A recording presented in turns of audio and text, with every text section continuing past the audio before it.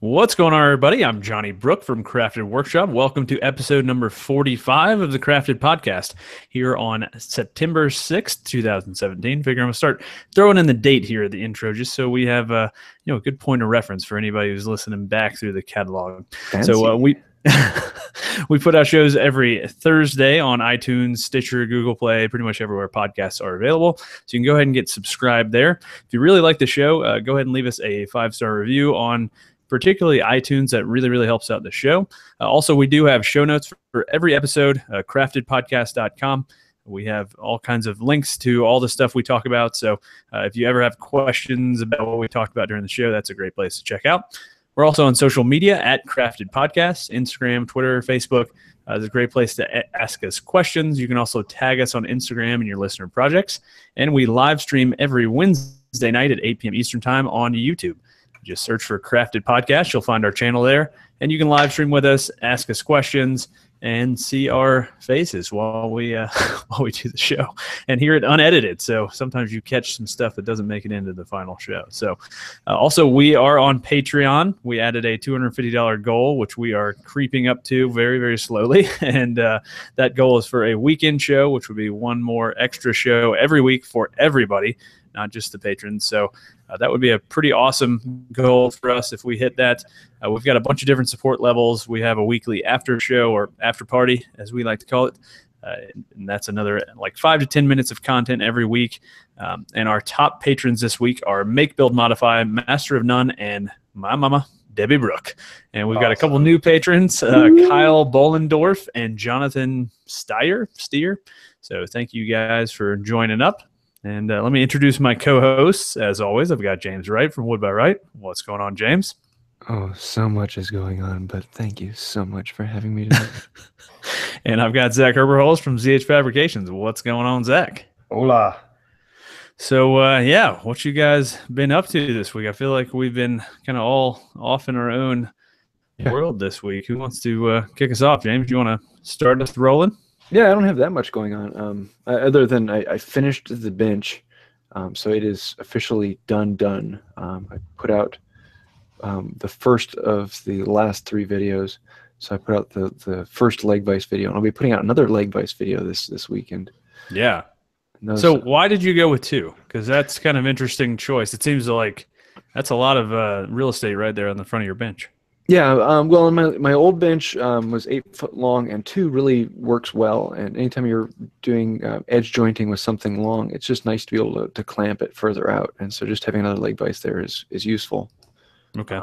And having the second one farther away from your normal working end usually is not that much of an issue. You're not running past it that often. Nice.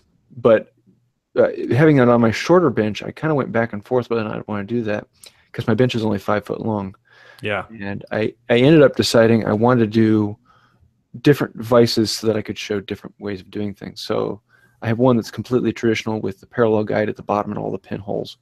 And then the other one, which is the Hovarder vise, which is very modern with the crisscross, and it moves in and out instantly. So I can show different methodologies for my videos having multiple vices. I don't generally recommend it for people making a 5 foot long bench, but for an 8 foot long bench, I really enjoyed it.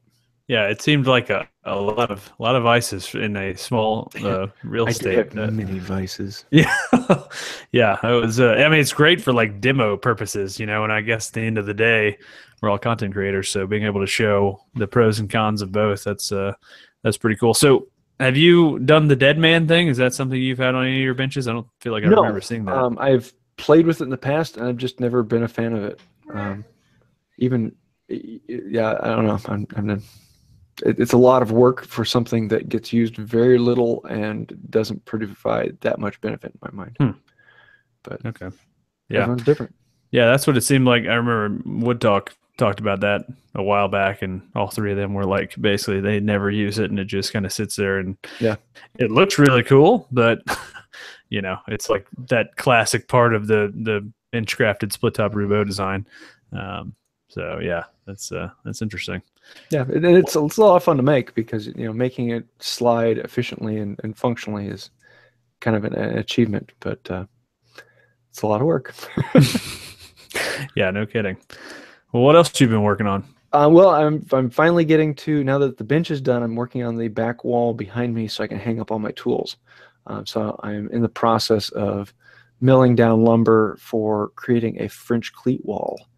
And I'm really looking forward to that because I've never seen anyone make a French cleat wall with hand tools. Yeah. And that's been kind of racking my brain trying to figure out how to actually do it. So I'm going to be doing a video here coming up showing multiple different ways of ripping a long board at an angle so that you can have a matching angle for French cleats. Yeah, that's going to be an interesting one. I was wondering when you mentioned that in the leg vise video, whether you were going to actually use a normal powered saw and, just use the circular saw and rip lines down it. But that'll be hand tool French cleats. I've never seen it done, so that'll be interesting. Yeah, I'm looking forward to it. I've had a lot of people asking for it. So yeah, and then of course after that I'll be making all of these sawtills and things like that for hanging the tools and making it look really pretty. Nice. But well, I think the only other thing on my bench is I was challenged a while ago from a Blue Jean Beekeeping guy. YouTube channel, and he wanted me to make a box, and so I kind of challenged him back and said, I'll make a box, but I'm going to make it using only a chisel. And so I'm about to start digging into that. So only the handle end of the chisel. Yes. Going to beat it into submission. Interesting. So that should be a fun one, making an entire project from a piece of firewood using only a chisel. Yeah, that's going to be that'll be unique for sure. But nobody could say, "Man, if only I had those tools." That's yes. They spend $5 at Harbor Freight. Yeah, I'll be using I'll be using a Harbor Freight chisel and nice. all these chisel. Nice. Well, on that note, actually, I bought I bought your whole setup for sharpening after seeing your video last week. So I do have a set of the Harbor Freight chisels, and I think I'll practice. Kind of getting my sharpening game locked down with those before moving on to the fancy stuff. So that'll be interesting. And I have this perfect offcut that is almost exactly a perfect little rectangle from when I did the leather stool, and it's exactly perfect for a strop. So cool. That'll be good. Yeah, I'm excited to see how that goes. It's going to be kind of interesting. Are you going to make the inset for all three of the plates? Yeah, and I actually was thinking of being super ironic and making it with my CNC, just for the hell of it. I like it. And laser cutting my logo on there, just totally pimping it out and putting the grits or something. I don't know, making it super fancy and totally non-hand tool, and then for hand tool sharpening. I thought that would be kind of funny. But yeah, nice. Well, Zach, what you been working on, man? It's man, I feel like I say this every time, but it's been crazy lately. I feel like I'm just totally scatterbrained because we have this Hurricane Irma thing that we're trying to deal with, and that has been just chaotic. So yeah. But let's start from the beginning. The good news, I put out a new video today that seems to be doing really well. That industrial farmhouse table. That's I say it in a movie voice when you have those adjectives, I feel like. Yeah, so that's I put that one out at noon today, and I think it already has over 10,000 views, which is awesome. Nice. So that was a really fun build. That one's out next week, as long as our house doesn't get blown away and disappear. I have a blacksmithing project video I'm going to put up next week, and it depends on how stuff goes this week. I was planning on building welding up a bar stool this week that I designed, and I'm not sure that I'll get around to that today. I spent most of today, as soon as I got that video published, I spent most of it digging a 70-foot long trench in my yard for the backyard to drain around our house instead of through our house. Man. So I am exhausted, and I am drinking profusely tonight because I feel like Lieutenant Dan when he's on top of the ship in Forrest Gump. How far are you off of water? What's that? How far are you vertically off of water? Oh, I don't know. I mean, Florida, I think the landfills are the tallest things in the state. So, Oh yeah.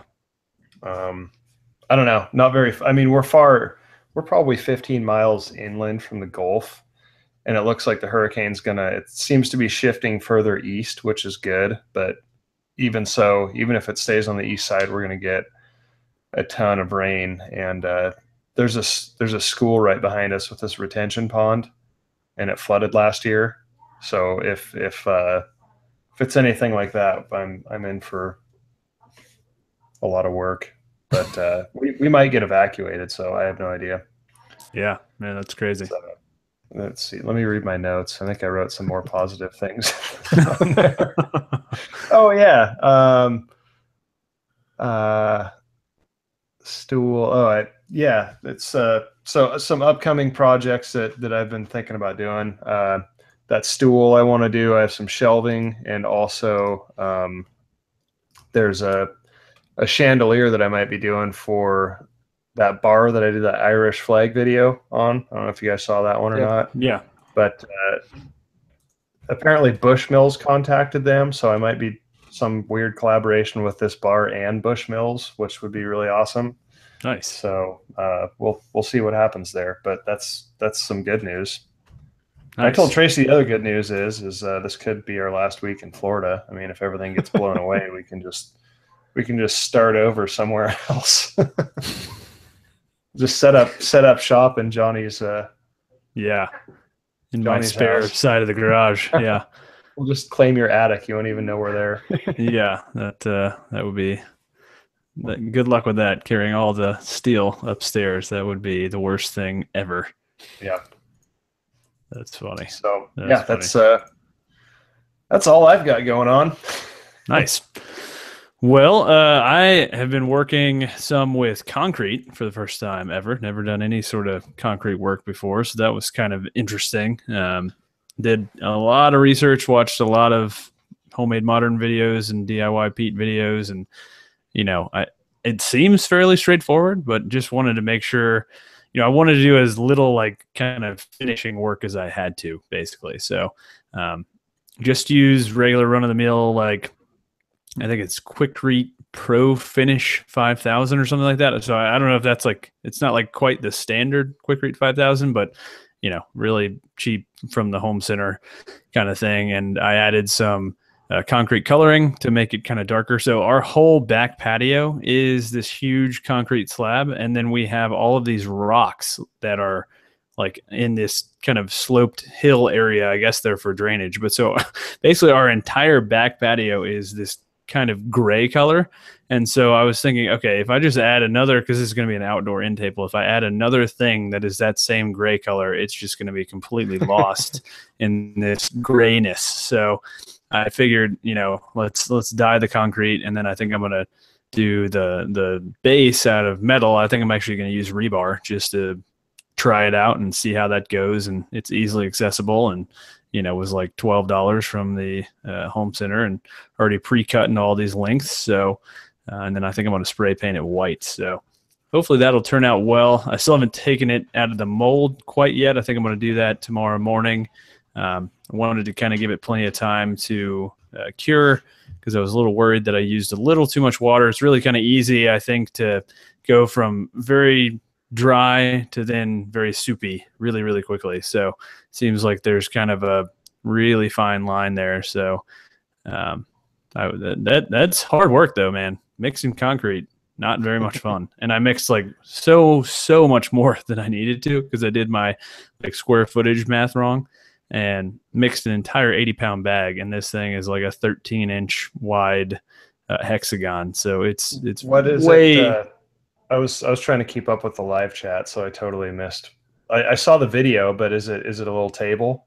Yeah, it's going to be a little like side table, basically. And that's the top is the concrete? Yep, that's the top. So I wanted to make two, but I had all this trouble. Like I bought a 2 foot by 4 foot piece of melamine, and basically had to cut the form twice, because the first time I did it, I used I just used hot glue to attach it all because I wanted to be able to be, taken apart pretty easily.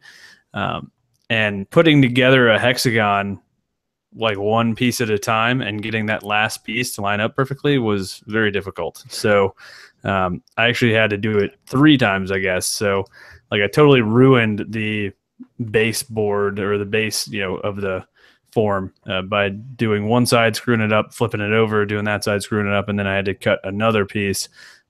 So I was hoping to do 2 end tables, but anyway, only ended up with 1, so that's fine. But just give me a chance to build another one in the future. And yeah, so it went well so far, but we'll see. It's definitely an interesting kind of thing. It's so cheap. Like that was what is crazy to me. Is it like that 80-pound bag of concrete was like $5 or like $4 and was enough for a couple of these little end tabletops. And then the steel is like $15, it's like unbelievably cheap. So yeah, that's what's the base going to be? Welded rebar. Sweet. Yeah. You're like heeding my project advice, huh? Well, I'm trying to make it a lot more kind of modern and we'll see how that goes. I mean, did you use SketchUp or did you do it by hand? Oh, I have not done any SketchUp. You guys would be very proud of me. Wow. What? I think for anybody who didn't listen to the last podcast, I think I use SketchUp. I think it's great, but I also think that was my challenge to Johnny is to do a project without using, because he's so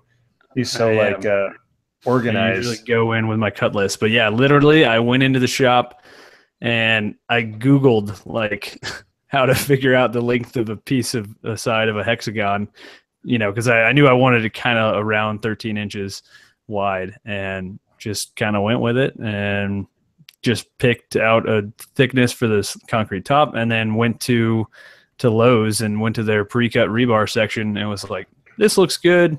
This looks good for the, upright section, this for the triangular base. So just kind of went with it. So we'll see how it goes. If it all fails miserably, then I know who to blame. But yeah, it's going, it's a simple build and it'll be good. I haven't welded in a really long time. So that also leads me to, I got that welding table from weldtables.com forever ago, and finally going to put it together before I actually weld up this base for the side table. So nice. that'll be nice, man. That thing is sweet. I tried to do it today, but I ran out of clamps. You really kind of have to clamp every joint of that table because you want it. Basically, the idea is that all the pieces of the kind of aprons and all that stuff for the welding table are perfectly straight and flat because they were cut with a plasma cutter or a laser. And so you want to clamp it all really tight together at every intersection. And I just didn't have enough clamps. So I got to figure out how to clamp, especially like the interior kind of cross brace sections, they're kind of on the inside of the table. So I'll probably just get a couple long bolts and clamp them down. But that thing should be pretty sweet. It's a very nice table. Do those tables have casters on them, or are they just?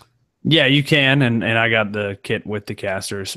So I didn't get the one that's intense as Jimmy's. I didn't get the whole like 6-inch thick with holes on all sides. Mine is just a flat top with a bunch of holes and then just some kind of the cross support pieces underneath that make it really nice and flat, and then the legs and the casters. So it's 3 feet by 4 feet, so which should be.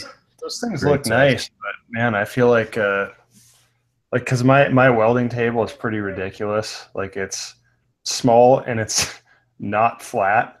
Yeah.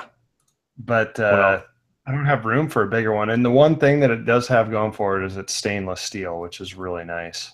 Yeah. Like I don't ever have to worry about rust and like.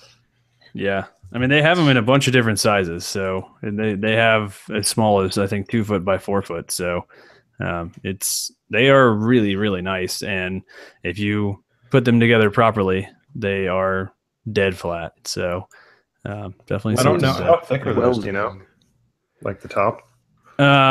This one is 3/16 inch steel, I think. See, I feel like I'd want like 1/4 inch or more, because if you're using, and they make them with quarter. Oh, really?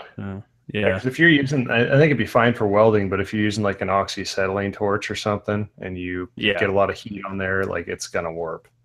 Well, that's the whole point of all the structure underneath is that there's basically it's like it's almost like a torsion box design. It's all crossed braced together, and I think you'd have a hard time effing it up once you put it together. Honestly, it's a pretty beefy thing, especially like the one that Jimmy got, the really thick one, because it's even more of a torsion box style design. So it's pretty killer, man. You should definitely give it a look-see, because they sent this one to me, so I'm sure they'd send one to you, because you do a whole heck of a lot more welding than me, so that would be very useful. But yeah, so anyway, I've been talking a lot, so that's most of what I've been working on. It's been kind of a slow week for me, which is kind of nice. I've been kind of taking it a little bit easy, which especially in comparison to the last few weeks. Yeah, it's been really good. I'm kind of only doing 3 videos this month, so it's really nice to have kind of a week to not have to put out a video. So. I can't believe I've put out, like, I'm on schedule to put out a video a week for like 3 weeks or 4 weeks or something in a row. I feel nice. Like I'm on top of the world. Like I didn't know it was possible. Granted, they've been like, some of them have been kind of small, but feels good. Yeah, no, it's a breakneck pace to try to put out as much content as we do. It's a lot of fun. Yeah, it's good to have some time off occasionally, or just time, to focus. I also just like cleaned up the shop. I sold a bunch of tools that were extras and laying around. And it feels really good to go back in there now and have everything kind of more organized and less cluttered. And it's always good. You had any luck selling your Roubo? Yes, actually. Wow, sold awesome. It to a guy locally. So yeah, the Roubo will be. He put down a deposit. He's going to come pick it up in like a week or two, and so sold it to a guy who follows me on Instagram. So that's great. Yeah, it is great because I really don't need 2 benches, and having it go to somebody who will actually use it will be a very good thing. So, and man, that Joe Berg's bench, it is really nice. That thing is pretty killer. I love the storage, and the vices on that thing are really cool. So I'm digging that. So, well, let's, I guess, dive into our show topic. So we're going to talk about, kind of how we plan out projects a little bit, and kind of some of the potential issues that we might run into with some of our future projects, and kind of how we try to avoid that kind of stuff, think ahead, work through these issues, hopefully before the project even starts, and, kind of be ahead of the curve there. So who wants to kick us off here? Well, I can. I've got one coming up that I've been hashing around. I was talking about the French cleat wall, and that was one that was, not having seen anyone do a long angled cut like that before. Kind of, it was one of those things that you just don't know how you're going to do, and you don't know how it will turn out because you don't have anything to compare it to. You don't have anyone else to go to and say, "Ooh, well, they did it, and I guess I can do it too." And for most things, I think the first time I try something, that's what I'm going off of, is seeing someone else do it and being like, "Oh, they can do it, I can do it." But this one was kind of a different thing, and so I spent a lot of time thinking through different ways of doing it, and going back and forth between, do I build a jig for this one particular use? Am I overthinking it? Do I want to do it a more difficult way? Do I want to do it a way that challenges me? Do I want to try and find the fastest way? Do I want to try and find the way that I find the most intriguing, the most fun?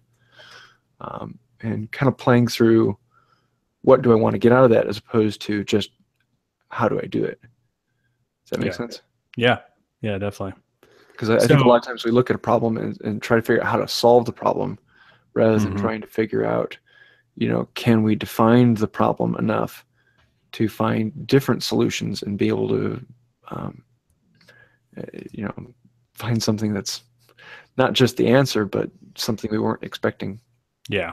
Well, and I think for us, the interesting challenge is sometimes the easiest route is not the most interesting content. You know, Yeah. almost always the easiest route is not the most interesting content. You know, so having to try to come up with something that, you know, both fits what would make a good video and would also be doable and repeatable and all that kind of stuff. I mean, I think, you know, like to me, using the domino is a prime example of that. Domino doesn't make for very exciting video. You know what I mean? It's like, you know, you line it up with the lines and put the thing together. It's really really simple. You know, it's that not ain't too much. pretty much, yeah. So it's not like, you know, fitting, you know, true mortise and tenons and all that kind of stuff. So, yeah, I think that's interesting. So what solution did you come up with for the French cleat? Have you figured it out yet? Well, yes, yes and no. I've come up with 3 different methods that I want to try. Number one, if I had my druthers, the way I would do it is I would take the board, and I'm planning on ripping them out of boards that are approximately 5 inches by a little over 3/4 inch thick. Is that I've never heard that before. Did you say if I had my druthers? Yes. Oh, you never heard that? Do tell. I've never My heard southern that. coming out. Oh, I've heard that. Yeah. I'm not from around here. Round here. Damn Yankee. What is a druther? No idea. I don't know. Where the heck does that phrase come from? If I had things the way I wanted things. Yeah, pretty much. Yeah. A person's right. preference in a matter. That is a druther. All right. A noun. Carry on. That was interesting. The easiest way, or the way I would initially want to do it, is take the board and stand it up in a vise and then come down it with a saw on an angle. And so rather than cutting an angle in the wood, I would just turn myself to be at the appropriate angle to the wood, and I would cut a straight line in reference to me, if that makes sense. But Yeah. I want to do this out of pieces that are 8 foot long, and I can't stand them up in the vise and cut at the top. Why don't you just cut them to Well, rough length? that's one of the things that I wanted to do in this, is I wanted to challenge myself, because the easiest answer is, you know, cut them to 4 foot long, put them in the vise, and cut them. That would be the easy answer. But I want to challenge myself, and I want to actually create a video that is, you know, people haven't seen before, something that's a little different. And so part of that challenge was I do want to cut them out of full 8 foot long pieces. The other thing I'm doing to challenge is the traditional way, the easiest way, is rather than cutting 2 pieces out of a 5 inch wide piece of stock, you cut your pieces to, you know, 3 inches wide. You chalk them up on the vices, and you plane an angle into one edge of it. Yeah. And that's fairly straightforward. But again, I don't want to do the straightforward thing. I want to have that challenge in there. So number one, I'm going to try and do it free-handed. So I'm going to do it on the saw vise and kind of lean myself over and clamp it to the saw bench, and see if I can handle it like that. It's the simplest way. It's the easiest way, and a lot of times that is the most enjoyable, especially with hand tools, just to be able to freehand it. Well, and as long as you keep those pieces matched up with each other, then any mistakes should actually fit perfectly together anyway, right? Because, I mean, if you go off angle at all, as long as you match up those original pieces, then that off angle is going to be the same on both sides. And I will end up cleaning up my saw marks by planing them down at the bench, and I'll do a few passes as opposed to a whole bunch of passes to remove the material. Then number two is I build a jig to hold the lumber at an angle in the saw vise, in the saw bench. And that way I'm still cutting vertically, but the piece is held at an angle. Kind of like almost like a miter box, but for ripping. Yeah, kind of. And so what about a molding plane at 45 degrees or something like that? Like something that would cut a very thin strip out from in between them that you could just run all along the edge. That would be interesting to make a specific tool just for that. Yeah.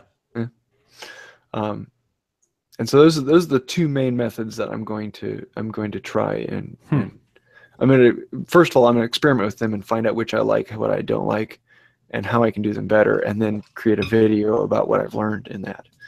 Yeah. So I'm kind of interested. And then it's the whole process of, okay, now I've created these. and I have a hand tool channel, and I want to attach them to studs in the wall. Screws. But screws are just kind of like, and I really haven't come up with something that's like, ooh, this would be a much better idea than screws. Other than, running a dowel into every stud and doweling them into the wall, which would be kind of interesting. But I don't know. I haven't quite answered that question. I mean, what about I guess something like a cut nail or something just wouldn't have the holding power that you'd want? No, because the torsion on it would want to pull it away from the wall. Pull it out. So you have to have something to secure it. I've done a little bit of research. I mean, half an hour, 45 minutes worth of hunting for traditional methods of, what are French cleats? Why are they called French cleats? Where did they come from, and how were they originally attached? Yeah. There's got to be some methodology there, but I don't know. If anyone out there knows, let me know. I'd love to hear that. Yeah, that's interesting. As well as the etymology of druthers. Druthers. While you're at it. Oh, nice. We haven't had a joke of the week for a long time. I know. Yeah, you guys need to get with it. You've been slacking. Yeah.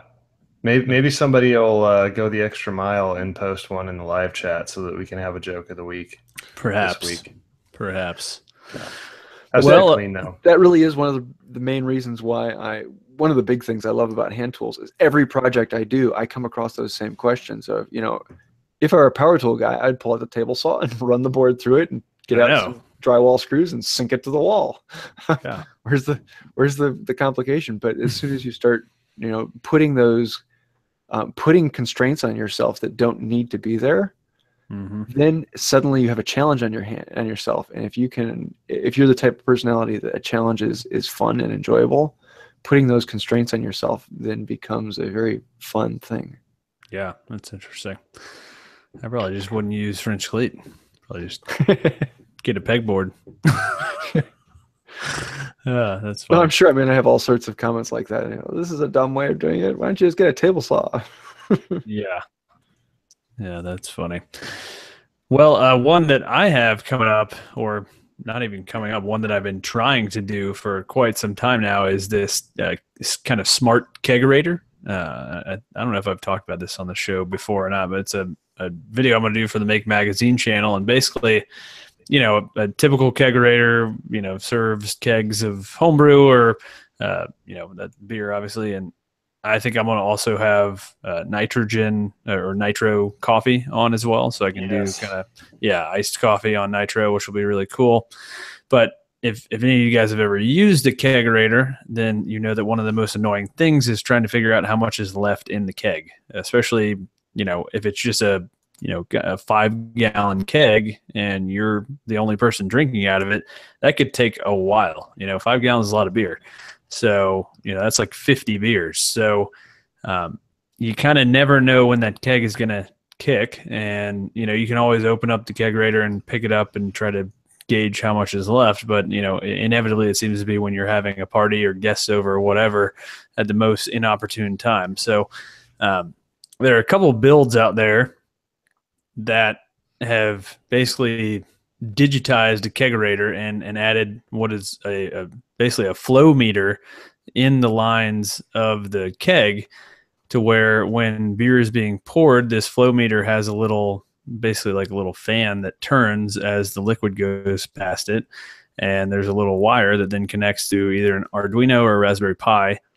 And that data can be used to figure out, okay, the keg started with this much volume, this beer was poured, and it took that much beer out of the keg, and so now this is what's left in the keg. And so there's a couple different builds out there that kind of utilize that system, but there's a few issues. One is that most of those builds are really outdated, so it's not just like a drag and drop kind of thing to where you could just go download the code and use it. And I've never worked with a Raspberry Pi or Arduino, so I have no idea what I'm doing as far as code. The other issue is these flow meters, for ones that are like NSF rated, actually rated for food use, they're extremely expensive, like $100 per sensor. So even like a 3-tap kegerator, which is pretty standard, that's $300 for just the flow meters, which is just crazy. So though there are cheaper ones, but they're not NSF rated, and so they're for things like automatic sprinkler systems and stuff like that. So you just never know what kind of crap might be in there. You certainly don't want to be drinking through that every day. And the other thing is it's very invasive into the lines of the kegerator. So all those issues, trying to figure out a way to make it less invasive, more kind of simple as far as the code requirement. Because the other thing with a lot of these existing codes is they had like social media features and stuff built in, and I don't really care for my kegerator to tweet every time I pour a beer. I just want it to tell me how much beer is left in the keg. Unless somebody's like breaking into your house and drinking while you're not there. Like me.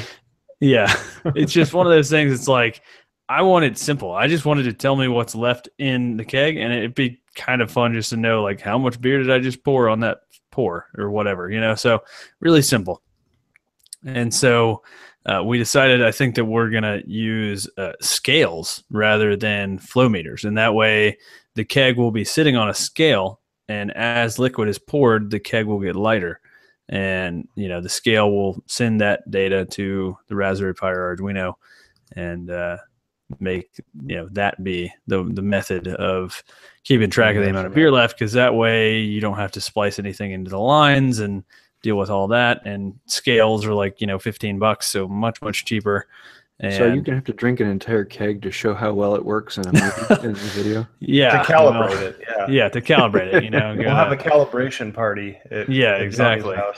Exactly. So as you can see, I've done a ridiculous amount of research on this, and so just trying to work through the technical side of that project has been insanely difficult. And finally, one of the guys over at Make is just going to help me do the code. So it's one of those things that I think a lesson I learned through all this is don't be afraid to ask for help, because I'm the type of person who tries to do everything on my own, and I'm very bad at delegating.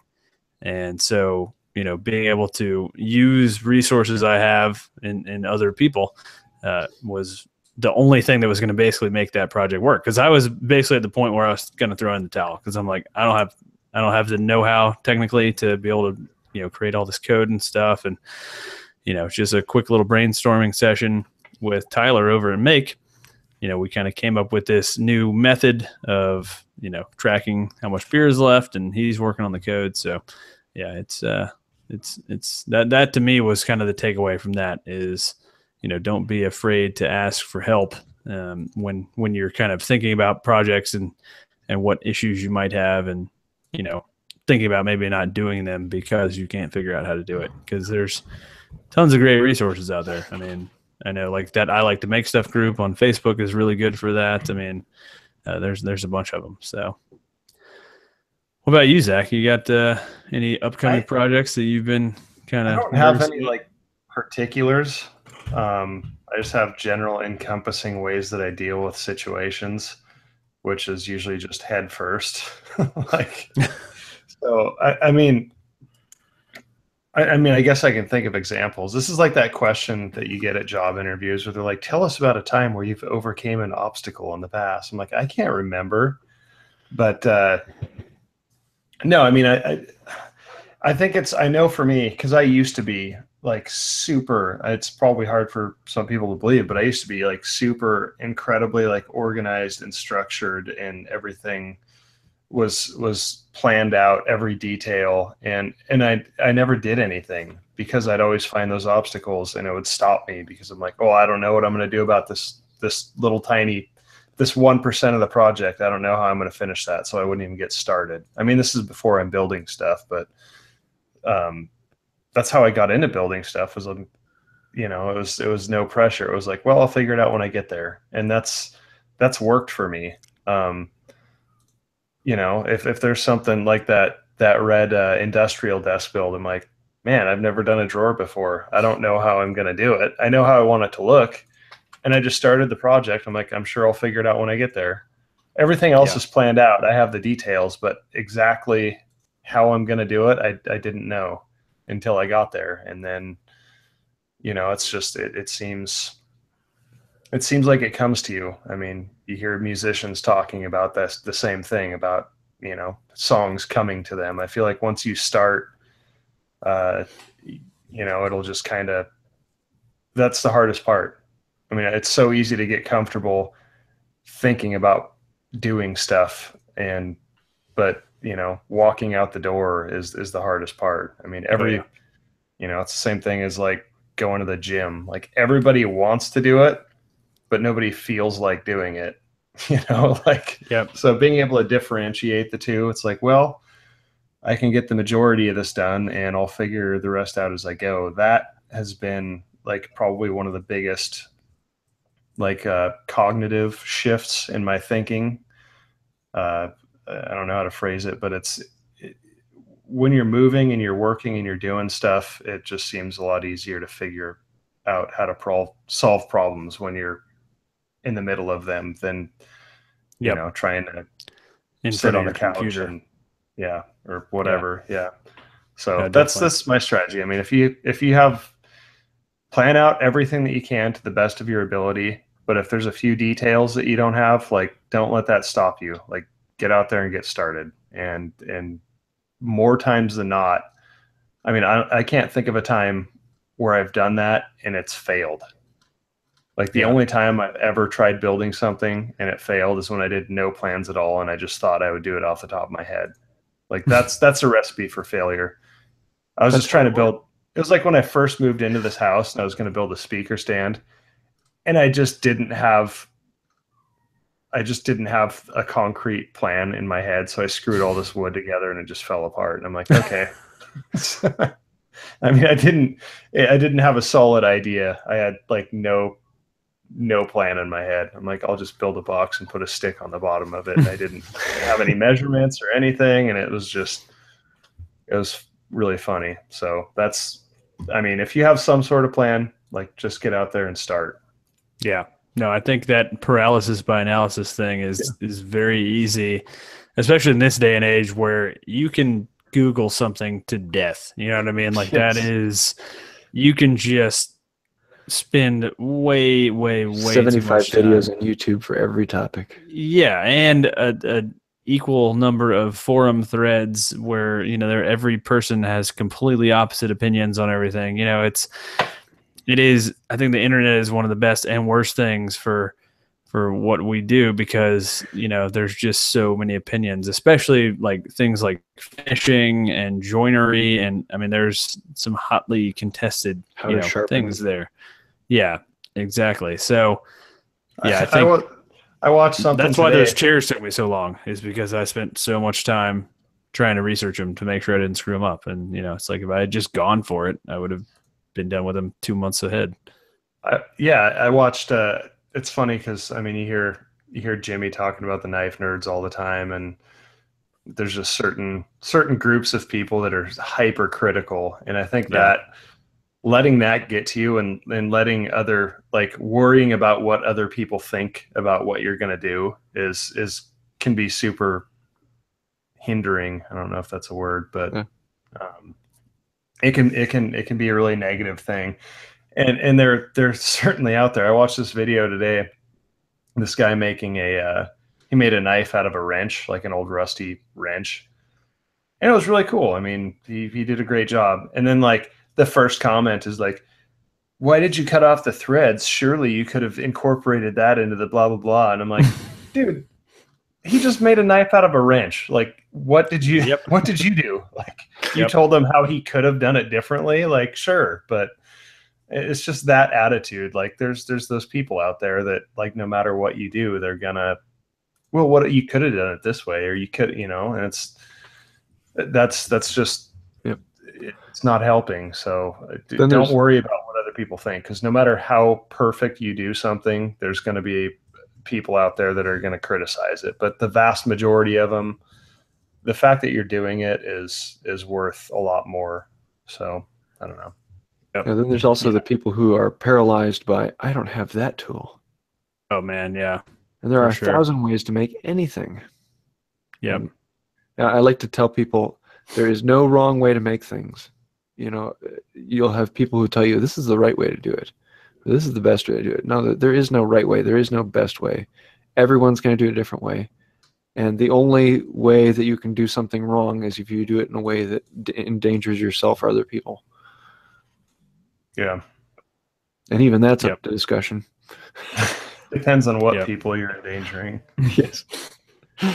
Yeah. I mean, honestly, that's one of the biggest reasons I haven't tried knife making is because talk about going down a freaking rabbit hole, man. Once you start looking into that stuff, I mean, it's like, what type of steel should you start with? How do you quench it? Like, what do you quench Martinizing and like how do you words that you've never even heard of in science class? Yeah, it is a vast world of misinformation because, man, everybody's again got their own opinion on what works and what doesn't, and that is honestly one of those things that I'm totally set up to build knives, and I really am totally love a good knife, and kind of collect knives, and you have to quench them in like 78 vintage Malbec. That's the only way to properly harden a knife. Dude, some of the stuff people come up with is insane. It's like, how about some motor oil and call it a day? It's I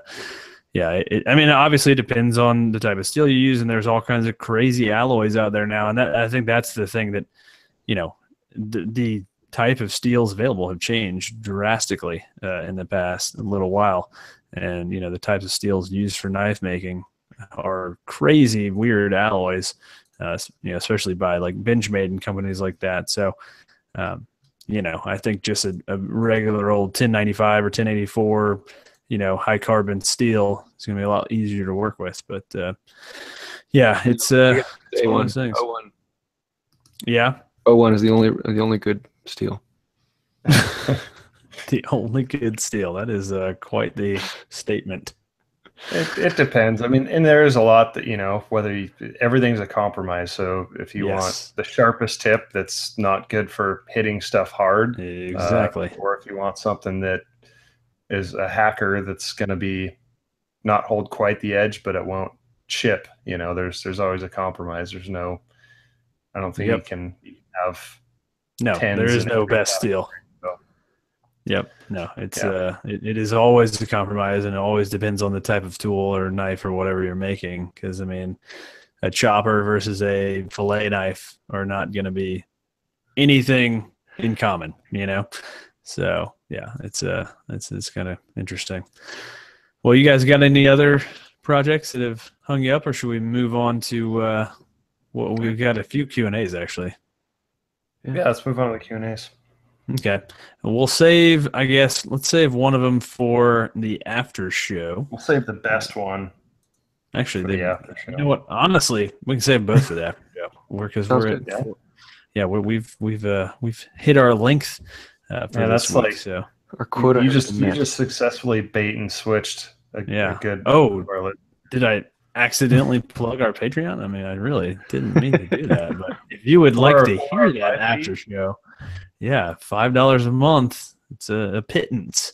Just, avoid that one cup of coffee from Starbucks, and it tastes like crap anyway. So, just avoid it and throw it our way. And you can get good quality content every week for $5 measly. So, all right. So,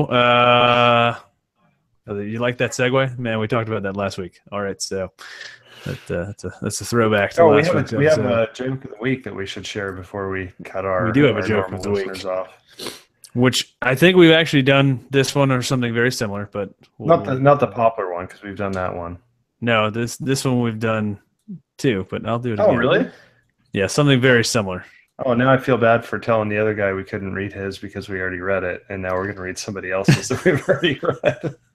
Well, the poplar one is kind of, that's the staple, generic woodworking joke. Yeah. All right, so here's the joke. Actually, Fred had a good one that was a story. Did you see that one? Yeah, I did. We need to. That's a lot of time. We should do that one. Well, go for it. All right. So this is from Fred in the live chat. He says, I used to work in a local home center in the gardening department, which had numerous pesticides. whenever someone would ask if I had anything for termites, I would send them to the lumber department. Nice. That's pretty good. Let's do that. Nice. Good one, Fred. Thank you for that. Yes. All right. Well, let's talk about what we've been watching or reading or listening to or whatever. So I'm going to go first this week. This video just came out today, and I kind of have known about it for a little bit. Was talking to Jimmy about it in Nashville, and it's the collaboration between This Old Tony and Jimmy DiResta, which is like freaking dream team right there. It is this like brass knuckle air, blaster, whatever you call those things that you put on the end of your air hose to, spray stuff off. And it is so cool. Like, This Old Tony is an incredible machinist. And I guess Jimmy kind of came up with the sketch of the idea, and then Tony brought it into CAD and, totally machined the thing perfectly. And man, it's a cool setup for sure. I don't know. You guys watched This Old Tony? Oh yeah. Yeah. Zach, have you watched his stuff yet? I haven't yet. I keep forgetting. Everybody tells me that I would love his stuff. You would get to it, man. Seriously, you are missing out on some really amazing stuff. So I sincerely mean to. You should just put it on after the show immediately because it's amazing. Yeah, it's a good one, man. He just came out of nowhere, and he's like this super mysterious dude. Like people don't even know where he lives, and it's a really interesting channel. But he's grown like insanely fast because he just makes really good stuff. So definitely go check it out. James, so you got one? Yeah, there's a channel called the Foot Powered Channel, or the Foot. It's Foot Powered Tools. There we are, and he covers restoration of and the history of foot-powered machinery, and some of it is just phenomenal. And as a hand tool guy, I Google, I love it. But he just put out a video about the history, and that was something I really never thought about. And the foot-powered revolution really is other than like a lathe, it was a very short period of time, pre-World War. And then the World War came along, and everyone had the scrap drives, and all of these big, monstrous foot-powered machines were scrapped. And there's really only a few left in comparison to how many there used to be. But a really cool video. If you like anything to do with hand tools or foot-powered tools, it's definitely a must-watch. Nice. Cool. Zach, you got one? Mostly I've been watching a lot of NOAA lately, NOAA, which shows the projected paths of Hurricane Irma. So it's not the most interesting thing to watch, but some good information for sure. No, I did stumble upon, his name is DIY Pete. I'm sure everybody's heard of him. Yeah. But he has some cool stuff out there. He does a lot of stuff with concrete and wood. So yeah. I watched one or two of his videos, and they were pretty good. So yeah. No, I was totally binging on his stuff leading up to doing this project. So I would say him and Benueta really kind of own that concrete space on YouTube as far as furniture building. They've really kind of made it both of their specialties, I think, and they do a really good job with it. It's I think to me it was something I would never have even considered for furniture, and they've kind of made it a thing. So yeah, he's a good one. Well, favorite tool of the week, James, you want to kick us off? Yeah, speaking of cutting French cleats, I have to go with the saw bench. It's just about kind of a cool, simple tool. It is a bench that is approximately the height of a chair, that you can rip things down, and it is a very comfortable, ergonomic way of using a handsaw to rip wood, and just a lot of fun. One of those things I wish I had built a long time ago or had space for a long time ago. Yeah, that would be. I got more into hand tools. Not that I'm ever going to rip wood with a hand saw, but if nothing else, it's a great place to sit. Yeah, it's just adorable. It's just like one of those. You always see what's his name, Roy, using them, and they just always look so cool. So Yeah. that's funny. Well, mine is the new, well, not really new, but the Joburg's Elite 2000 workbench. I finally, it's kind of been sitting over on the side, because I kind of wanted to, build the Rubo and at least use it for a little while before I figured out what I was going to do with it, just because, I spent a long time building that thing, and, I was pretty proud of it. So, so it's the Joburg Elite 2000, which is pretty similar size, really. It's like 71 inches long, I think, 24 inches wide, and it's a beast, man. That thing, it is absolutely rock solid, and I cannot move it. I could actually move my Rubo, kind of not easily, but more easily, because it's made of pine, and this thing's all solid beech, so it's beefy for sure. One weird thing is nice wood. Yeah, well, it's just so solid. Makes hard maple look like a. Oh yeah, extra. It makes southern yellow pine look very, very soft. That's for sure. But the one kind of unique thing is it has 1 inch dog holes, which is kind of interesting. But that's huge. Yeah, but it's actually funny because that's what what's his name, Chris Schwarz's tooling company, Crucible. That's what their holdfast fits 1 inch holes. So they're incredibly expensive. So I doubt I'll buy one. You see that a lot more in the European, the larger size. Yeah, I might actually give it a shot forging a couple holdfast just for the heck of it. Oh, that'd be sweet. Yeah, I've got the forge, I've got an anvil. Why not? It's that's got to be one of the simpler blacksmithing projects. So bend it over, flatten the nose. Voila. Pretty much. Or spend $140 on one from Crucible. So I know that's an easy choice to me. So yeah. So the bench is awesome. Zach, how about you, man? What's your favorite? Sharpies. So easy. I found though, this is kind of weird. It is worthwhile to have about 100 black Sharpies and about like 20 red ones. Red ones show up on metal for some reason really, really well. I don't know why. It makes no sense. It defies physics. But yeah, try it. Yeah, that's it. All right. I've used purple quite a lot on metal, and that works pretty well too. I haven't, but yeah, I've pretty much just used black and red, but red seems to show up pretty well on steel. So, all right, it's worth a shot. Cool. Well, that is going to do it for the regular show this week. Thank you to everybody for listening. Once again, if you want to help support the show for free, give us a rating on iTunes. That is super helpful. Really helps get more listeners on the show. And again, we are on Patreon, so we're moving into our after party right now for our $5 and up patrons. So that's another great way to support the show. So thanks to everybody for listening, and until next week, happy building. See ya. All righty, let's move into this after party. We've got a couple. It's a party. I love my party. I'm going to keep stopping you here.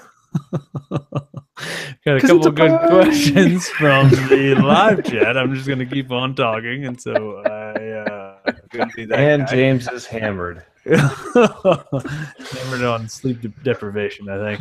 Probably. Well, I think he just ran like 40 miles or something. Yeah, that's true. Yeah, like a weirdo, man. What's this exercising? Who needs it? We exercise for a living. That's I get enough exercise just standing around the workshop. So we've got a couple of good questions. So the first one from a dad and his kids. So tricks to flattening a tabletop with a number 5. Doing my first real furniture project, a desk, walnut top, farmhouse white base. So James? Yeah, the one thing that I think a lot of people don't understand is the simplicity of it. You take off the high spots and you leave the low spots alone. And the longer the plane is, the easier that is, because the plane will normally pick up where the high spots are and where the low spots are. But if you have a good straight edge and you can track along, it actually becomes fairly simple. Yeah, there really isn't that much more other than. Yeah. So I do, if you have enough material, like the way I've always done it is kind of what I picked up from Chris Schwarz is you go at about a 45-degree angle across the whole top, and then you crisscross it essentially the other way. So you go at like a 45-degree angle until you start getting a solid shaving all the way across, and then you go the other way, perpendicular to the way that you just went. Yeah. And then once you get a solid shaving from that, you run lengthwise down the whole top until you get a solid shaving. That's like the foolproof, like, not using a straight. If it's relatively flat, like, using a straight edge is definitely will save you a lot of work. But the one thing you have to be careful about with that is, especially with a number 5 or anything smaller, it will ride up and down with the valleys and ridges. Not long enough. And so that's why you have to kind of check a little more. If you have like a 7 or 8, it's usually going to be long enough because it's 20 to 24 inches long, so it'll ride over those valleys without hitting them. But yeah, just if you keep in mind, hit the high spots, not the low spots, and as long as you know where those are. And what I like to do is, as a methodology, is take your straight edge and put it out on it at different angles in different ways, and use a pencil and mark out where the high spots are and where the low spots are, and then come back through with the plane and remove the pencil marks, and then do it again with the track. And that's kind of the spot removal. And once you get it close, then you can do your full length shavings, and go diagonally across and widthwise. Cool. Alrighty. Well, we've got one more. Ryan Petzold. What is the best primer for fresh wood? He seems to have a problem with knots showing through the primer. So that is a very common issue. I think, Zach, you had a good answer for this one. Yeah, shellac actually does a pretty good job of locking in a lot of that. I haven't actually tried that. I haven't had that issue, but if I did, my first try would be to do a couple coats of like the 2-pound cut shellac, wipe it on, sand it with some medium high grit sandpaper, and hopefully that should seal everything in there and give you a good surface for paint. So yeah, that would be my first try. Unless you're talking about like really sappy pine, in which case then throw it out. Well, so what somebody else mentioned in the live chat was Zinsser, the same people who make the most common commercially available shellac. They also make a primer called BIN that is also kind of, the whole goal is to block stains or odors or wood knots. So I would be willing to bet that it has something like that in it that helps kind of block those, really seal up those knots rather than absorbing into them and allowing them to kind of show through. So that's another one to check out. I'll put a link in show notes. Let's see here. You guys can check that out. That seems like a good one that would be available at any home center for the most part, and that would help. So another thing to keep in mind is how dry is your wood. Yeah. If you're talking about dimensional lumber that you just purchased, it's not dry, and even just letting it sit for a couple weeks is going to stop a lot of the movement of color. Yep. Or just don't paint. That's my method. That's a good one. That's why I didn't have an answer for this, because I don't paint a damn thing, because painting sucks. So that's my vote. So although he did say it was for like trim for the house, so I guess that's something you can't really avoid if that's already done. I don't see you going around and replacing all the trim in your house. So All right. Well, I think that's probably it for the after party. So thank you to all the live listeners for sticking around, and thank you to our $5 and up patrons for the support. Till next week, happy building. Thanks, guys. See ya.